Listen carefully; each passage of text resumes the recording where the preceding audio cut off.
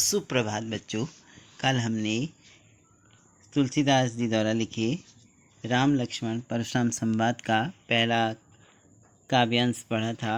आज हम दूसरा स्टार्ट करते हैं। लखन कहा हंसी हमरे जाना, सुनहु देव सब धनुष समाना। का क्षति लाभु जनु धनु तोरे, देखा राम नयन के भोरे। छुअत टूट रघुपति न दोषु, मुनि बिन काज करी कत रोषु। बोले चितय परुष की ओरा, रे सठ सुनहि सुभाव न मोरा। बालक बोली बधहूँ नहीं तोहि, केवल मुनि जड़ जानहि मोहि। बाल ब्रह्मचारी अति कोहि, विश्व विदित क्षत्रिय कुल द्रोही। भुजबल भूमि भूप बिनु कीने, विपुल बार महि देवन दीने।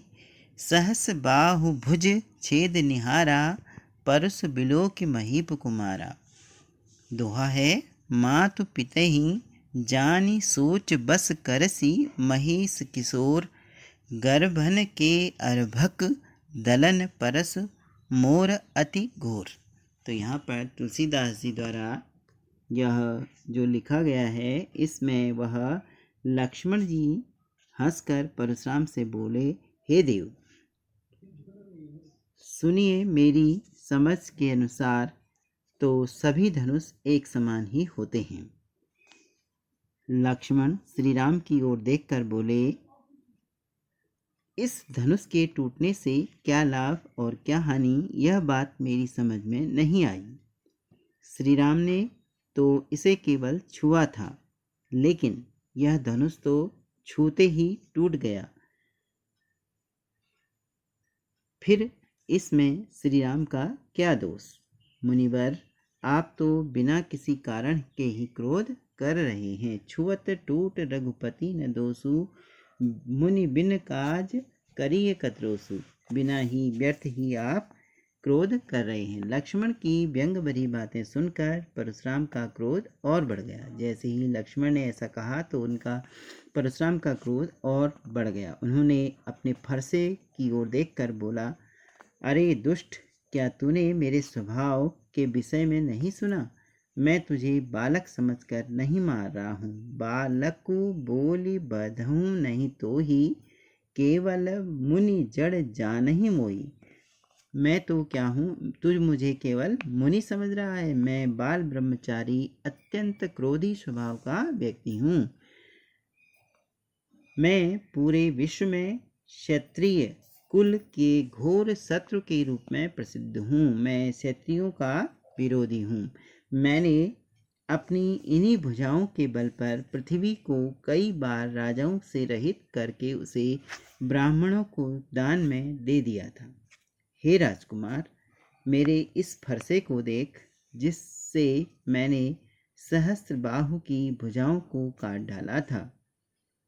परसु बिलो की महीप कुमारा, इस फरसे को देख। अरे राजा के बालक लक्ष्मण, मातु पितहि जन सोच बस करसी महेश किशोर। तू मुझसे भिड़कर अपने माता पिता को चिंता में मत डाल। मातु पितहि जान सोच बस, माता पिता को सोच में मत डाल। अपनी मौत न बुला। गर्भन के अर्भक दलन परसु मोर अति घोर। मेरा यह फरसा बहुत भयंकर है। यह गर्भ में पल रहे बच्चों का भी नाश कर डालता है। गर्भन के अर्भक, गर्भ में पल रहे बच्चों का भी नाश कर डालता है। अगला दूसरा है, बिहसि लखन बोले मृदबानी, अहो मुनीस महाभटमानी। पुनि पुनि मोहि दिखाऊं कुठारू, चहत उड़ावन फूंकि प्रहारू। यहाँ कुम्हड़ बतिया को नाही, जे तरजनी देखी मरि जाही। देखि कुठार सरासन बाना, मैं कछु कहा सहित अभिमाना। भृगुसुत समुझ जनेऊ बिलोकी, जो कछु कहूँ सहों रिस रोकी। सुर महिसुर हरिजन अरुगाई, हमरे कुल इन पर न सुराई। बधे पाप अपकीर्ति हारे, मारतहूँ न परिय तुम्हारे, कोटि कुलिस सम वचन तुम्हारा, व्यर्थ धरहूँ धरु बान कुठारा। दोहा है, जो बिलो की अनुचित कहे हूँ क्षमहु महामुनि धीर, सुनि सरोस भृगुवंश मणि, बोले गिरा गंभीर। यहाँ पर इस में काव्यांश में परशुराम के क्रोधित वचनों को सुनकर लक्ष्मण अत्यंत कोमल वाणी में हंसकर बोले, मुनिवर, आप तो अपने आप को बहुत बड़ा योद्धा समझते हैं, बार बार मुझे फरसा दिखाते हैं, बार बार मुझे फरसा दिखाते हैं। मुझे तो ऐसा लगता है कि आप फूंक से पहाड़ उड़ाना चाहते हैं, परंतु मुनिवर, हम भी कोई कुमड़े के छोटे फल, कुमड़ा में सीताफल, जो एक सीताफल होता है छोटा सा फल, वह नहीं है जो तर्जनी की अंगुली को देखते ही मर जाएंगे। मुनि जी, मैंने आपके हाथ में फरसा और धनुष बाण देखकर ही अभिमान पूर्वक आपसे कुछ कहा था। मैं आपको भृगुवंशी समझकर और आपके कंधे में यह जनेऊ देखकर अपने क्रोध को सहन कर रहा हूँ। हमारे कुल की यह परंपरा है कि हम देवता, ब्राह्मण, भगवान के भक्त और गाय, इन सभी पर वीरता नहीं दिखाया करते, क्योंकि इन्हें मारने से पाप लगता है और इनसे हार जाने पर अपकीर्ति होती है। इसलिए यदि आप मुझे मार भी दें तो भी मैं आपके पैर ही पड़ूंगा। हे महामुनि, आपका तो एक एक वचन ही करोड़ों ब्रजों वज्र के समान कठोर है। आपके व्यर्थ ही फरसा और धनुष धारण किया हुआ है। तो यहाँ पर व्यंग रूप में लक्ष्मण उन्हें कह रहे हैं कि आपका जो वचन है, आपके जो बोल हैं, यह धनुष बाण से भी अत्यंत कर्कश हैं।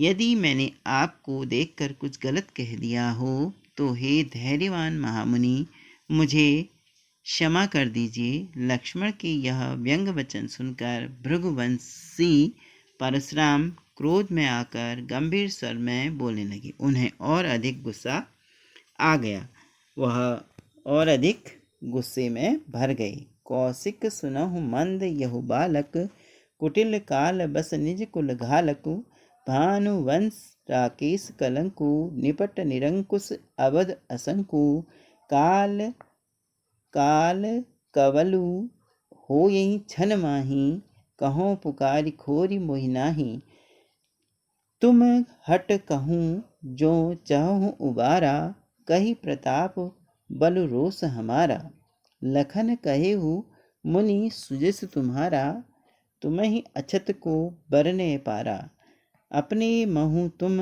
आपनी करनी, बार अनेक भांति बहु बरनी, नहीं संतोष तपनी कछु कहूँ, जनि रिस रोकी दुसह दुख साहूँ, वीर व्रती तुम धीर अछोभा, गारी देत न पावहु शोभा, सूर समर करनी करही, कही न जना वहीं आप, विद्यमान रन पाय रिपु, कायर कथहि प्रताप।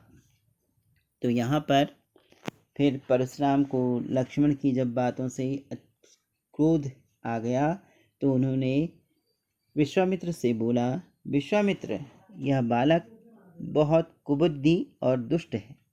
यह काल के वश में आकर अपने कुल का घातक बन रहा है, कुल को नाश करने वाला बन रहा है। यह सूर्यवंशी बालक चंद्रमा पर लगे हुए कलंक के समान है। मुझे यह पूरी तरह उद्दंड, मूर्ख और निडर लगता है। अभी यह क्षण भर में काल का ग्रास हो जाएगा, अर्थात मैं उसे मार डालूंगा।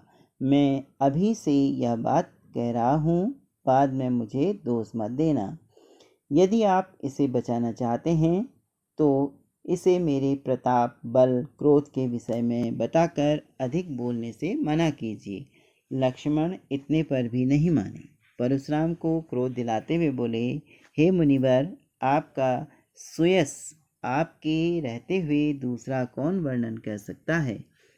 वह उन्हें और चिढ़ाकर बोल रहे हैं कि आपका यह सुयश जो है आपके अलावा कौन वर्णन कर सकता है। आप तो अपने मुंह से अपनी करनी, अपने विषय में अनेक प्रकार का वर्णन कर चुके हैं। यदि इतना सब कुछ कहने के बाद भी आपको संतोष नहीं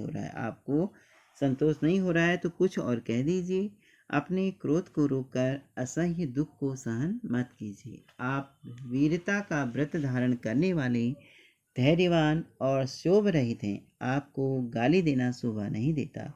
जो सूरवीर होते हैं वे अपनी करनी युद्ध में दिखाते हैं, बातों से अपना वर्णन नहीं करते। शत्रु को युद्ध में उपस्थित पाकर भी अपने प्रताप की व्यर्थ बातें करने वाला कायर ही होता है। जो अपना वर्णन स्वयं करता है वह कायर ही होता है।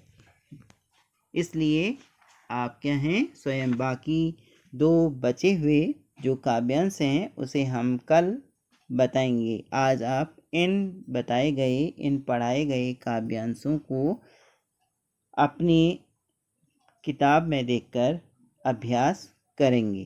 धन्यवाद।